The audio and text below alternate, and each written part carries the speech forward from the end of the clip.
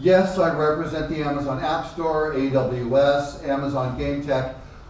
I'm just Amazon, and I've got the best job in the company. I get to come and meet game developers worldwide, hear about what's not working from you guys, take that back to Seattle where buildings full of really smart people work on these problems, and if we come up with something that may be a solution, I get to fly back out here and talk to you guys about it. That's pretty cool. And today I just kind of want to give you a brief intro with a track with live ops and kind of delighting your customer with live ops. The first thing I want to do when we kick off a live ops discussion is kind of talking about what live ops isn't. So live ops is not, brand new game mechanics. It's not creating downloadable content. That's content, not necessarily operation. It's not bug fixes, it's not feature deployment, or not feature development. But for every one of these, live ops isn't. There's someone who's going to argue, well, yes, in some cases, it actually is, or the live ops team might actually deploy that. For example, in feature development, you can bet the best feature development teams are going to get a lot of input from their live ops team to find out what they should really be developing as far as effective features for the next release. So perhaps it's best just to say what live ops is. Live ops is making your existing game code, the game code that is currently in production with your customers, the very best that it can be.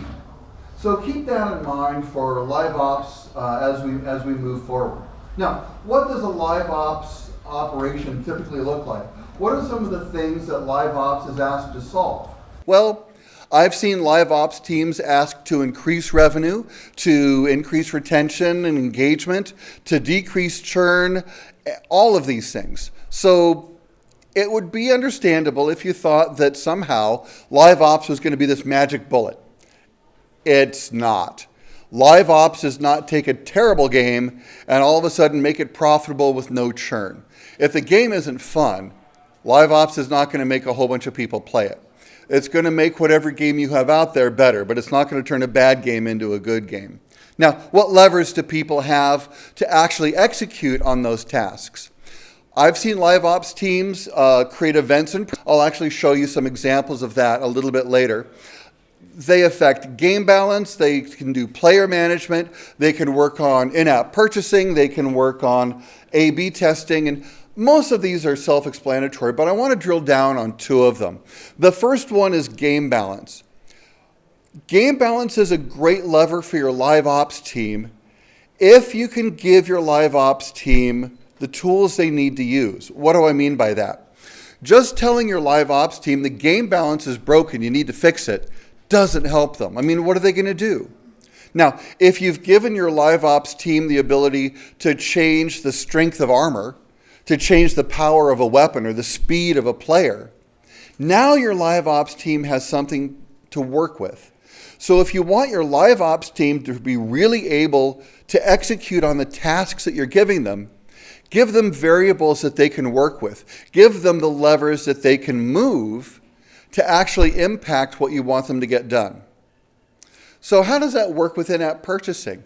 I mean, we've all submitted games to app stores, right? You've got to submit your IAP catalog, you get a SKU number, you submit the price. All of that stuff is locked in stone in an app store. So how much can you really tweak from a live ops perspective? What I want you guys to consider doing is giving the IAP catalog presentation variables so that the live ops team can control what the paywall looks like. You may not be able to change a blue Vorpal sword from 99 cents to $4, but if you have a 99-cent blue Vorpal sword, a $2 red Vorpal sword, a $3 green Vorpal sword, then your live ops team can decide which Vorpal sword to put on the paywall for different cohorts at different times, giving them the power to go ahead and tune monetization approaches with the IAP catalog. A lot of developers don't think about that because they don't think about the levers they want their live ops team to have after the game goes live.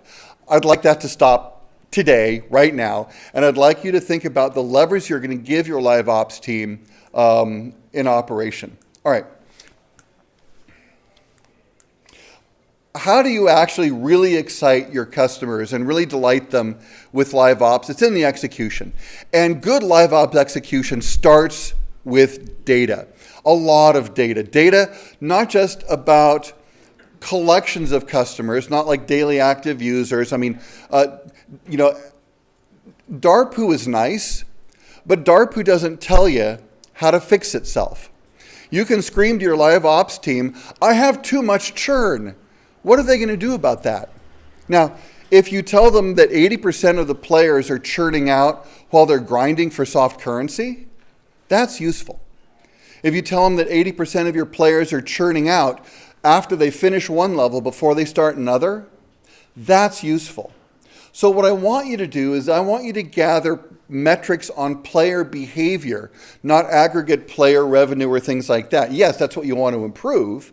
That's one of the KPIs you'll use to decide if you're successful. But I need you to get to the layer beneath that. I need you to get to the player behavior level so that you can give your live ops team data to work with so they know what to change. It sounds daunting, don't worry. We have presenters who are coming on later in this track to tell you how there are already existing tool sets that will give you a lot of this kind of operational ability out of a pre-created package. So stick around in this room, you'll get that data. So after you've figured out how to get that data, executing live ops well is how you're going to finish up with that, and by creating delightful moments. So yes, you can change a game balance, but what do you do, for example, in the case of players churning out while they're grinding for soft currency? How do you make that experience better? Well, obviously if it weren't a bit of a grind, they wouldn't call it grinding for soft currency, would they, right? So how do you make that less of a bad experience? How do you make that less undelightful? If your live ops team actually has some access into the contents of loot boxes, one of the things you can do is, hey, we've noticed that you've actually opened 50 loot boxes without taking any damage. Congratulations, you've just earned something special. Something special could be something free from your in-app catalog. It could be a couple power-ups, zero cost of goods sold for you guys. Or it could actually be an actual real physical good, something tangible. I work for Amazon. We sell all kinds of real physical, tangible things. We'd be happy to work with you on how to sell widgets or gift cards or whatever. But wouldn't it be delightful if while you're grinding for soft currency, all of a sudden it acknowledges that you're grinding and you're grinding well, and it gives you something as a result? That's kind of cool, right? Certainly unexpected. And that might very well encourage them to keep grinding and not churn out. So let me give you a couple of examples about how apps that I've worked with have gone ahead and gotten some of their goals accomplished with live ops. The first is a game called Ostrich Among Us. It's a cute little thing where you have to pattern match the dance that ostriches are doing. I'm glad the photographer's not catching me and there's the photographer again. They do this cute little dance that you guys need to match. And if you do it well, you get high points. It's a casual game. But they were noticing that they were having trouble getting users to try it and find out how addictive dancing like an ostrich really is. So they decided that they were going to have a very special one-off event for new players. We were at a game conference in Moscow, and they created a tournament just for the people who were there at that conference. Okay, if I created a special tournament just for the people in this room at this presentation, well, you'd feel you were part of a specific group, a certain crowd. If I gave you a code to enter into a game, and only you guys would be playing for a specific prize, well, if the prize were kind of cool, and it could be in-app currency or a gift card or whatever, chances are you'd do it. And they did. The Ostrich Among Us team got hundreds of plays, almost, I think, 800 or 900 plays of this game during the day of that tournament. It was really impressive to see how many new people came on board and still played the game. So that's a really good example of how the Ostrich Among Us team, 3 people in New York City, used live ops to actually improve their user acquisition. Next example, a game called Ghost Pop. Ghost Pop is a little bit larger team, but it's a fun game where you run around with a flashlight. You've got to swing the flashlight to hit a bunch of ghosts that are coming at you, ultimately from 360 degrees. And when you hit the ghosts with your flashlight, they pop, hence the name of the game. And they needed to increase user engagement because they weren't seeing people playing long enough and have enough sessions per week. So what did they do? They figured out that some players are really good at getting a ton of distance down the track. Other players are really good at killing every single ghost and not just outrunning them or dodging them. Some players were really good at ramping up a huge score even if they didn't get the farthest or kill the most ghosts. So what did they do? They said, well, you know what? If you happen to be a runner, we're going to create a contest just for you. If you happen to be a really good ghost killer, hey, we've got swarms that'll help you. And for example, here's an example of the screen that they put up. Massive horde rush. If you kill a ton of ghosts and you know that's what you're good at, here's an event that you might actually feel really good about entering because you know you can kick butt in this particular part of the game. So you'll go ahead and you'll enter that one. How many waves can you survive? How far can you go? And the nice thing is these are programmable, recurring events. So the live ops team doesn't have to do a huge reset. They just set this in the tool that they were using, and it just runs every day. When I pulled the data for this, there were over 6,000 people who were actually enrolled in and playing in these events at the time. They're one-day events, and there was still like 5 hours left for people to play. Now, I'm not saying that those 6,000 people wouldn't be playing the game if it weren't for this particular live ops operation, but it would be a lot less likely, we think, and their data certainly suggests that's true. So this is another example of how they're delighting their players by offering them an opportunity to do what they love about the game. Great tool, great way for live ops to run events. A little more detailed case study is from a hidden object game called Seeker's Notes by Mytona.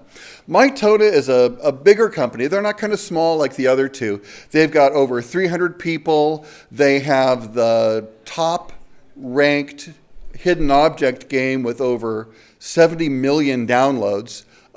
That's kind of big for a hidden object game. But it takes a lot of resources to actually make that game.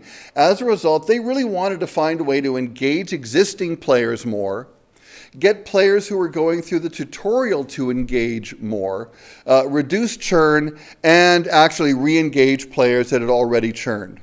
So what they decided to do was create, again, a series of special events that the live ops team could go ahead and create and tune, and then offer rewards that were tuned to the player cohort that they were really interested in capturing or recovering.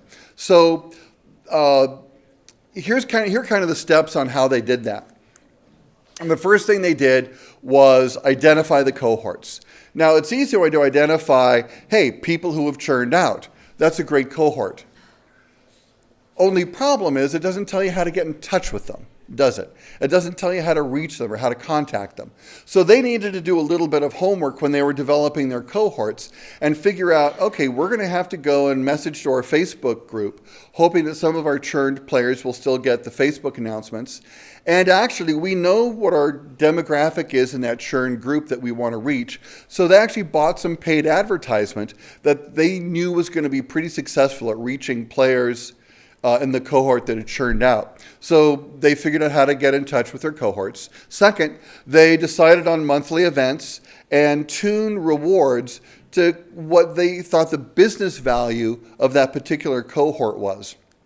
And then they went ahead and they rewarded the players who actually completed engagement to the satisfaction of Mytona.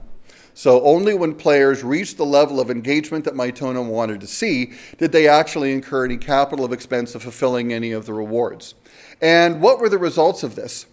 As a result of the live ops team managing some of these special events, they are increased with new players in the tutorial, average revenue per user by 290%, 2.9 times the revenue from new players just by getting them to engage in a special event at a level that was appropriate for them with a small, I think they were offering a $5 Amazon gift card. Well worth the profit. I mean, it was certainly worth the effort they put in. Of their daily active users, 41% more of them were actually payers as a result of that event. Pretty cool. Churned players. They got a lot of churned players back in the game by offering them an opportunity to participate in a rewarded event, and that increased their average revenue per user in that cohort by about 220%. Active players. They broke active players into two groups. Active players who had never been in a tournament before or had never participated in a special event before. They increased ARPU by 63%, and they had 27% more payers in their daily active user list as a result of that. Then they had players who had been in monthly tournaments before and had done the monthly tournaments with Seeker's Notes before. When they added a prize or award to that tournament, they increased average revenue per user 33% and had 24% more paying customers in their DAO. So pretty good notes on this. All up, by having these rewarded tournaments sponsored by the live ops team. Again, none of this took any dev team effort to do at all. All of this was just a live ops team creating these special events, identifying cohorts, and figuring out they wanted to offer prizes. They got retention up across the board, which is a huge win for them, and they ended up improving the average revenue per daily active user by just a little bit over 200% for the 30 days following the event.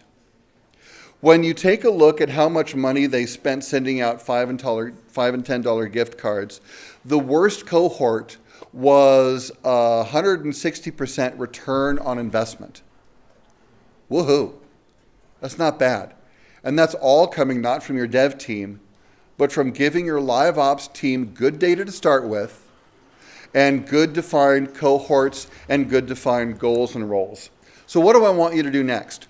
Next, I want you to go out and get this book by Dan and Chip Heath. It's called The Power of Moments. It answers really important questions like, what kinds of events or special things are going to occur that are going to make your users think, wow, that was a great game, or that was a really super thing that happened. I want more of that. This book is going to answer those questions, and it's going to teach you how to design more of those moments into your game, and because you're going to create a lot of variables around this, you'll be able to tune that with your live ops team. Really good. Next thing I want you to do is talk to me. I'd be happy to walk you through any of the Amazon technology I showed you in the course of the case studies or the examples. If you actually don't really want to come up and talk to me but just want us to send you stuff, go to bit.ly Amazon Engage, and we'll share with you all the different stuff that we're working on to help you engage with your users and help your users engage with your games. Guys, thank you very much for your time. I appreciate the attention.